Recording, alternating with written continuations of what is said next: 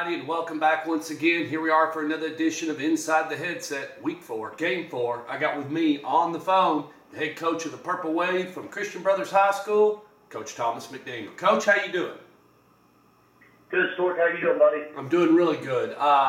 Let's jump right into it. Friday night, you had a very successful evening out to make yourself 2-0. Got the win against Fairleigh. Talk a little bit about the win, Coach. I think, kind of what I spoke about last week with you. They were probably a little outmanned as far as just numbers and depth and experience, things of that nature.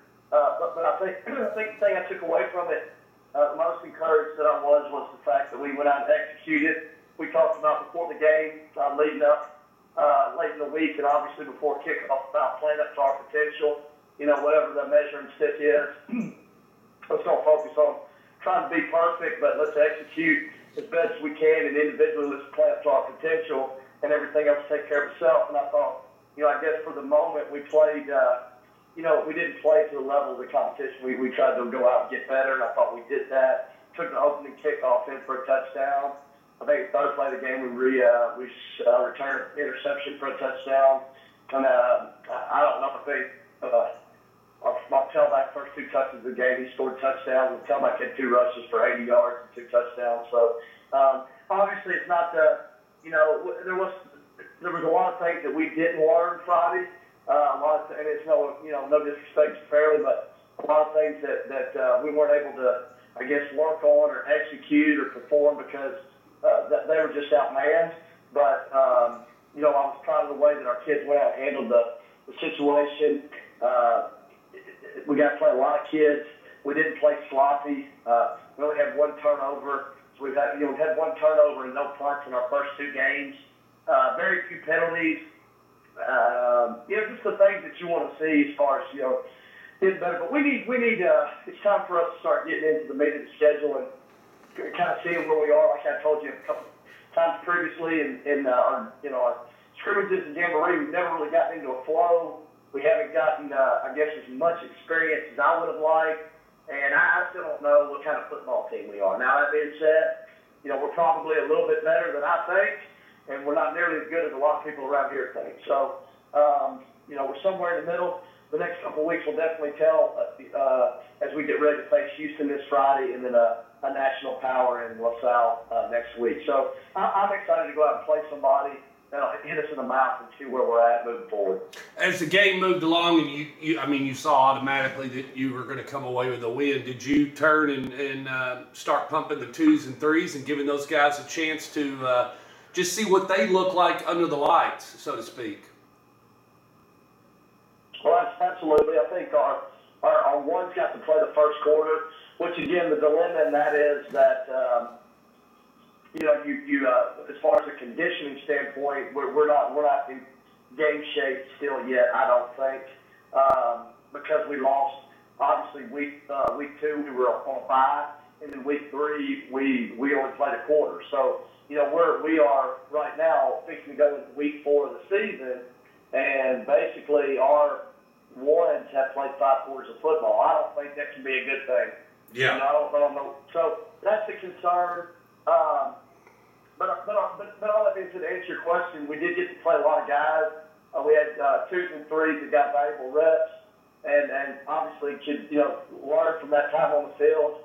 I think I talked to you about it before. I think the catch 22 on the 35-0 rule, because that time we got back from halftime, it was a running clock. Yeah. And then actually, I've never had this happen before, but it was 49-0. I mean, you know me well enough to know that I haven't. Even against teams when we've had an opportunity to run it up, I try not to get the score too lopsided. And I know exactly what you're talking about, and then it unwinds. I wasn't even there, and I know what happened. Probably it unwinds. Right. And so we you don't get your young kids enough reps because it goes by so fast. And it got to the point in the 4th quarter where they were having some cramping issues and kids were falling out, and the white hat came over to me and asked me if we could cut it down to 6 minutes in the 4th, which we did. We cut it down to 6 minutes in the 4th quarter, but in the same breath, that's not fair to our kids. No, I know exactly what you're saying. Yeah, so it's a no-win. Our kids handled it well. But like I said, we didn't learn a lot from Friday other than, I thought we played, like I said, I thought we executed well early. I thought we played up to our potential in spots. And, hopefully, again, like I said, we can get better moving forward this Friday because we're going to have to be better if we're going to beat, a tough team in Houston. Well, and I've been at one of your games when that thing unwinds like that, and it's not really like you say you're calling plays to try to score. You're not calling pass plays, and then you take an opening kickoff or whatever, or a punt or whatever, and then you may be backed up on your 6-7, and then you hand it off to a kid that has the potential to do well, should do well, but hasn't done well. And then all of a sudden he busts one, and you throw 6 more up on the pile, and then coach, you're just like, well, I want to beat you, but I don't want to leave a mark. Yeah. So I'm trying to establish relationships here, and whether or not we continue to play fairly after this year is yet to be seen. But hey, there's nothing to be. I want my kids to get work. I want younger kids to get live action games. But at the same time, I want to be respectful to the people we're playing, and I thought their coach did a good job. Our coaches did a good job of handling the situation. It was obvious that they were, it was just, it was too many.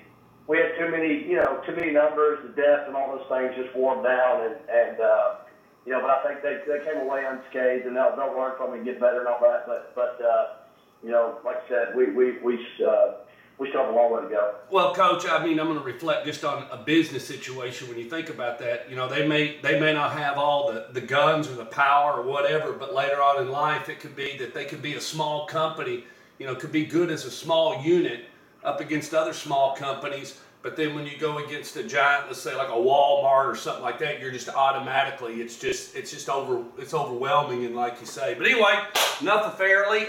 Let's move on to Houston.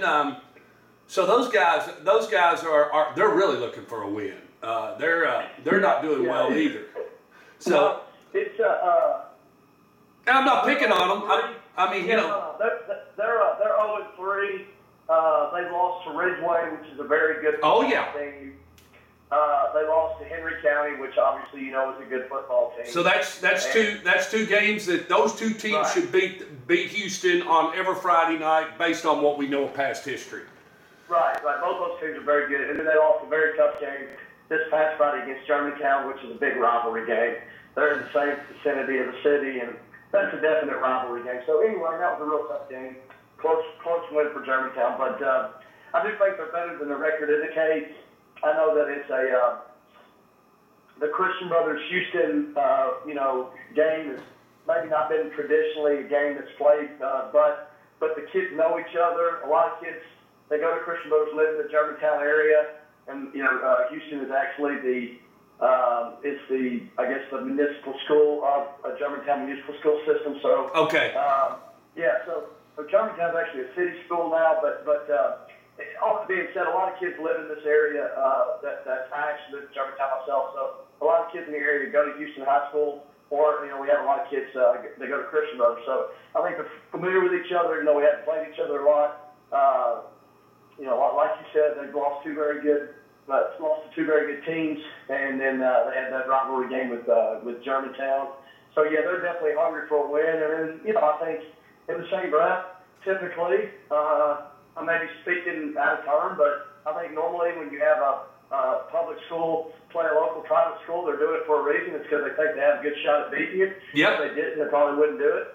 And so, I think, like a lot of people, a lot of people felt like and still feel like that we're, kind of down this year. And, I don't know the answer to that yet. I want the best effort Friday. And I want Houston to come over and play the best game they can play. I hope they line up and try to, hit us in the mouth and see how our kids respond. And hopefully we can play 4 full quarters and execute. Just continue to improve on the things that we need to do. Like I said, I think Houston's going to be definitely a big challenge for us. And at this point, the stakes begin to really improve, because if we don't continue to get better, we're gonna find ourselves getting a lot of humility next week, because I do know that the team we play after Houston is a for real power. So Houston is changed their scheme up on defense since week 1. I think they're getting a little more comfortable on the defensive side of the ball. And then offensively, they're not really mirrored to us, but they are very simplistic. They try to execute what they do. They got two receivers that are very explosive. So we'll have to do a good job of defending the perimeter, defending the vertical passing game, because they really hurt Henry County. But I think Henry County lost 24-20, if I'm not mistaken, and against Germantown they lost 20-17. So the last 2 weeks have been very close games. They're just right there on the cusp of getting a victory, and I'm sure. Yeah, they're one or two plays away. They're one or two plays away. Right. Absolutely. Both games are one or two plays away. So, Ridgeway, which is usually one of the better teams at 5A, and kind of push them around at times. But, they definitely are. They're an opponent that we have to respect. Our kids have had a great week in practice. Monday, if any indication of practice tells you anything, Monday was Labor Day. Our kids were in there at 7 o'clock lifting. We had to film at 8 o'clock. We were on the field at 9 o'clock, and we had a 2-hour practice. That was probably as tough a practice as any of those kids have ever been through. It was all fundamentals. There was a lot of soul searching on Monday, and, very physical, very demanding. And I think when it was over with, I was really proud of our kids, but I think when it was over with, our kids realized that they had done something that they hadn't done before. And we've been talking about that. If you want to have successes you never had, you got to do things you're not used to doing.